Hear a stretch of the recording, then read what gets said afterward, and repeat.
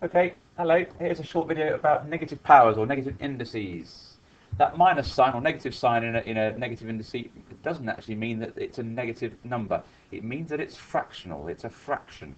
So when you see a negative sign in front of a power, it means that that power can be expressed as a fraction of 1 over x to that power, which is a long-winded way of describing something that's illustrated at the bottom of this page. It says in the red box, x to the minus 1. And x to the minus 1 simply means 1 over x to the 1.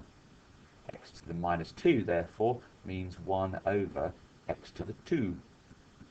And finally, with a coefficient in front of the x, 2x to the minus 2, the coefficient goes on top as the numerator of the fraction, and you get 2 over x to the 2. Let's just work through those to make sure you're happy about it. X to the power of minus 1 means 1 over x to the power of 1. So if I had 3 to the power of minus 1, well, let's just go back a step actually. Let's just say 3 to the power of 1 is 3, right?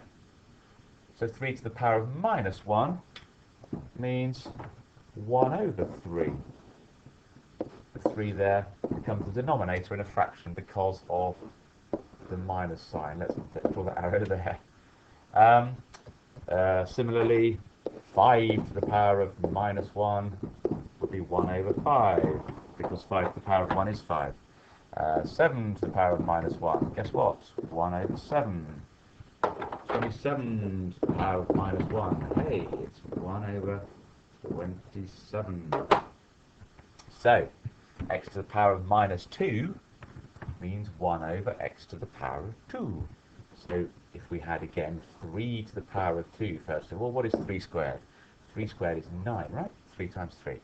So 3 to the power of minus 2 means 1 over 3 squared.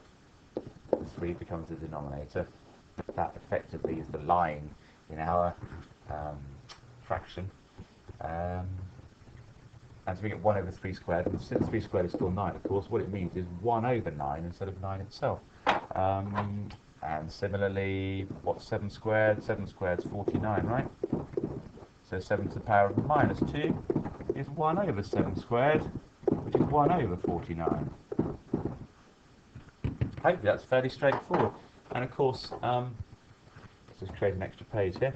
Of course, must be background, want you to be able to, don't want to be blinded. That works for all sorts of powers. So if you had, let's stay with our 7 for a second. If you had 7 to the power of minus 7, that would mean 1 over 7 to the power of 7. Whatever 7 to the power of 7 is, doesn't really matter, does it?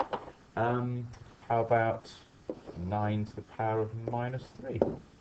That means 1 over 9 to the power of 3. What is 9 to the power of 3? 9 times 9 is 81. 81 times 9 is 729, isn't it? There we go. So that's what that means. 9 to the power of minus 3 is 1 over 9 cubed, which is 1 over 729. That's what negative indices mean. Just finally, when you have a coefficient in front of the x, in front of the term with the power, then effectively, let's talk about what that means. 2x to the power of minus 2 means 2 times x to the power of minus 2, right? 2 times x to the power of minus 2, which means it's 2 times 1 over x to the power of 2. And what is 2 lots of 1 over x to the power of 2? Well, of course, it's 2 over x to the power of 2. And that's why the answer is 2 over x to the power of 2. So if we had 5y to the minus 6, what that means is 5 lots of y to the minus 6. And that means it's 5 lots of 1 over y to the power of 6. 5 times 1 is 5, so that's 5 over y to the power of 6. Negative indices then, just to sum up, aren't negative, they're fractional. The negative sign indicates a fraction, 1 over something. Unless there's a coefficient in front of the power, in which case it will be whatever that coefficient is, over x to the power of whatever. I hope that's okay for you. Thank you.